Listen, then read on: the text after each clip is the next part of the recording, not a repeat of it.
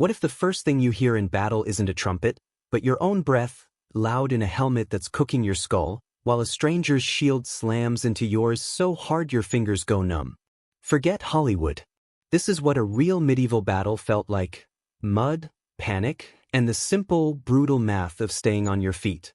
You're standing in a field that was never meant for glory, just damp earth and hidden roots waiting to twist an ankle. The fog hangs low, a gray curtain that smells of rain, horses, and iron. Your boots sink half an inch into the mud with every heartbeat. You shift your weight, but it doesn't help. The earth itself seems to grab you, whispering that it wants to keep you. Your gambeson sticks to your skin, soaked with sweat long before the battle begins. It's less armor and more a portable oven, trapping every breath of heat inside. Your helmet is heavy, pressing a slow, pulsing ache into your temples. You taste metal in your mouth, the tang of nerves and iron, and your tongue feels too big to swallow. Somewhere far ahead, a horn moans. That's the signal to move, though it sounds less like courage and more like a funeral starting early. You take one step forward, and the line moves with you. It's not a heroic charge, it's a clumsy, collective stumble. Boots tangle in roots. Men bump shoulders. Someone slips and goes down hard, swallowed instantly by legs and noise. You don't even look back, because looking back is how people die. The field is slick, rain, grass, and soon, blood. Every footstep is a gamble between balance and the pull of the ground. You can smell the man beside you before you can even see the enemy. Garlic, sweat, and terror, mixed into something almost animal. His breathing is ragged, too loud. He mutters a prayer, or maybe he's just trying to remember his own name. Everyone is yelling, orders, curses, half-forgotten psalms, but fear scrambles all language. It's just noise now, rolling over the field like thunder. Your mind narrows to instinct. Grip your weapon. Keep moving. Don't fall. Then the world hits. A shield slams your arm, and the jolt shoots up to your teeth. Metal scrapes metal in a shriek that cuts through your thoughts. There's no soundtrack, no noble music, just chaos. A roar that lives inside your helmet, bouncing off the iron walls of your skull. You can't hear your heartbeat anymore, it's lost in the noise. The plan your captain shouted 10 minutes ago? Gone. Forgotten. All that's left is the one rule that matters: stay upright. Because the ground isn't just dirt, it's the butcher waiting to finish the job. If you fall, you'll vanish under boots, shields, and the desperate weight of men trying not to die. Your feet slide. The mud has turned to soup, and every motion feels wrong. You're sweating rivers, but your hands are freezing. The air stinks of oil, manure, and something sweet, blood just starting to dry. Someone screams your name, but you can't tell if it's a warning or a goodbye. You glance forward and see only faces, wide eyes behind visors, mouths open in panic. You realize something horrifying: you're not fighting an army. You're fighting one terrified man at a time, each as lost and afraid as you. Forget the movies. There's no elegant swordplay here, no graceful duel between legends. You can't even raise your arm fully. You're shoulder to shoulder, stabbing in short, ugly thrusts, like trying to push through a crowd that doesn't want to move. Every strike is a shove, a scream, a prayer that your hand hits something softer than steel. Killing isn't glory, it's geometry. Whoever's angle wins lives. 5 against 1 isn't dishonor, it's just statistics. The most honest weapon in your hand isn't the blade, it's the pommel, the solid iron knob you hammer into a visor because you can't cut through plate. You hear bones crunch louder than metal. Your helmet saves you from arrows but becomes your prison. The air inside turns into boiling breath. The slit of vision in front of you shrinks until you see the world through a tunnel of sweat and darkness. You gasp, but every inhale tastes like rust. Panic creeps in from the edges of your mind, like drowning while still standing. Then you slip. For half a second, you're weightless, floating above the chaos. The next, your knees hit mud, and the field makes its move. 2 seconds. That's all you get to stand again before you're trampled into silence. And in that heartbeat, as you push against the earth and feel it push back harder, you understand what no song ever told you. Medieval battle wasn't about courage.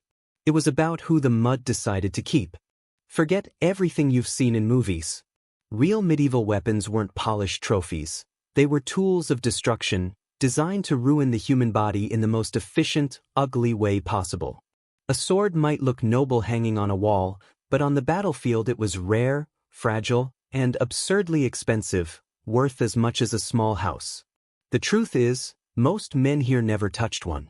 They fought with what they had: axes meant for wood, flails meant for grain, and pitchforks meant for hay.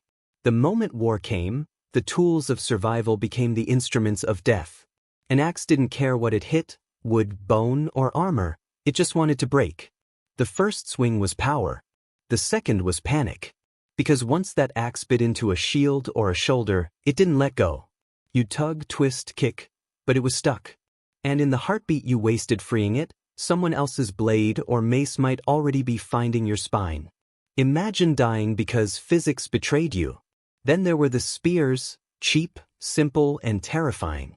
A stick of ash wood tipped with iron, long enough to kill a man before he could even smell you. 70% of every army carried one. They didn't need to be brave, they needed to be many. A wall of spears could stop horses, carve through armor, and pierce lungs before the enemy even reached sword range. But in close quarters, that same wall became a forest of death for friend and foe alike. Soldiers skewered their own comrades without realizing it. Some records mention men collapsing with a spear through their back, thrown not by the enemy, but by the friend behind them. On the medieval field, even survival stabbed you in the back. And then came the mace, the church's favorite sin. A blunt instrument with divine approval, because technically, it didn't spill blood. Priests blessed them for holy wars, claiming it was more merciful to crush than to cut. Maybe they never heard what crushed ribs sound like. A mace didn't slice, it folded metal inward, like pushing tin into flesh. One swing could cave in a helmet, dent a breastplate, and still have energy left to shatter the bones underneath. It didn't kill you clean, it killed you slowly, inside your armor, as your lungs stopped moving and your own ribs turned inward. But nothing was as cruel as the flail, a farmer's tool turned into a weapon of chaos. A chain, a wooden handle, and a ball of spikes. Every swing was unpredictable. You couldn't block it cleanly. It curved, wrapped, and found its target no matter how hard you tried to defend. The sound it made, a whirring snap through the air, meant pain was already on its way. Even the shield, meant for protection, could betray you. A wooden wall coated with iron bands, heavy enough to numb your arm after 5 minutes. The edge could cut like a blade, the corner could smash like a hammer. Soldiers used them not just to block but to bash, shove, and suffocate. You could pin a man down with a shield, press until his breath stopped, then move on without a second thought. And what about the armor, that shining promise of safety? Lied. A well-made suit could deflect a sword once or twice, but not forever. Each impact dented it inward, until your own protection became part of your wound. Imagine being trapped inside metal that's slowly turning against you, bending into your bones, cutting circulation, boiling you alive. On hot days, the temperature inside a helmet could hit over 100 degrees Fahrenheit. Sweat poured into your eyes. You couldn't see, couldn't hear, could barely breathe. Soldiers fainted standing up, their armor keeping them upright until someone shoved them down. When you did fall, there was no cinematic pause, no hand reaching down to help you.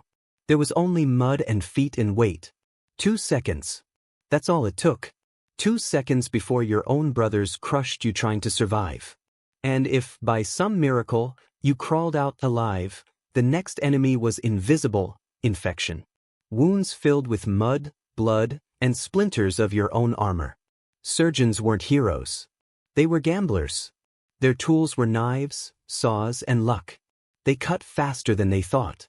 Sterilization didn't exist. Water alone was a luxury. Most surgeries were amputations, done not because they were precise, but because they were quick. Better to lose a limb than your life, though often you lost both. You didn't need to die on the field to lose the war. You could die in a tent 3 days later, fevered and shaking, surrounded by flies, whispering the same prayer everyone whispers at the end: please, let it stop. And somewhere outside, the victors were already collecting your armor, your boots, your weapon. Nothing personal, just business. Steel was rare. Leather was valuable. In medieval warfare, even your corpse had a market price. Time doesn't move right in battle. Seconds stretch into hours, and hours vanish between heartbeats. You stop counting swings, steps, breaths. Everything becomes flashes, noise, heat, motion, pain. Someone screams your name, and you don't know if it's help or farewell. The air vibrates with chaos so constant it feels like silence. The human brain wasn't built for this. It can't process so much terror at once, so it starts shutting doors. Thought disappears, replaced by instinct. You no longer think about surviving, you perform it. Your body acts on memory, like a puppet running the same motion again and again. Swing. Breathe. Swing again. Later, survivors say they remember nothing specific, just the smell of blood and the taste of metal. The mind erases what it can't handle. But the body remembers everything. The trembling hands, the weight of the weapon, the moment your arms stopped obeying you. You fought not because you wanted to, but because your muscles refused to stop. Confusion becomes the battlefield's most lethal weapon. Dust, smoke, and sweat turn the world into a blur. The symbols on armor, your only way to tell friend from foe, are smeared in mud and blood.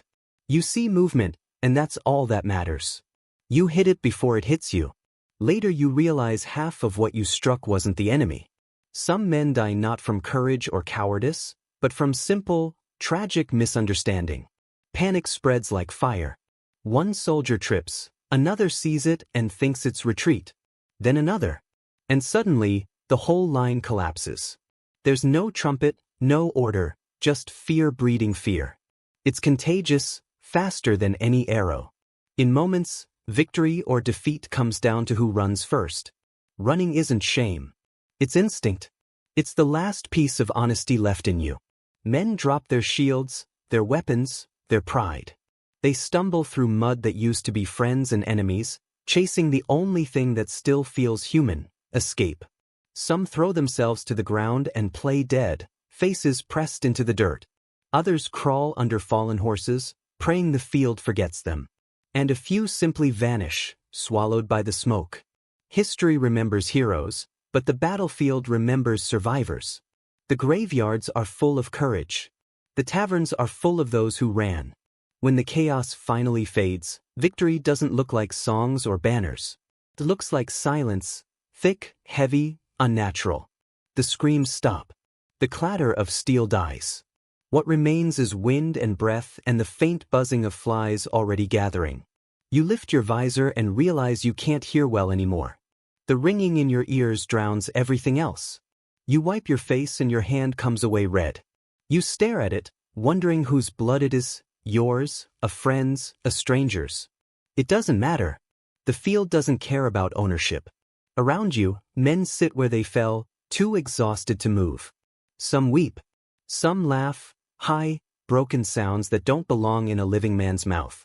The smell is unbearable, iron, rot, smoke, and human fear baked into the soil. The ground itself seems to breathe.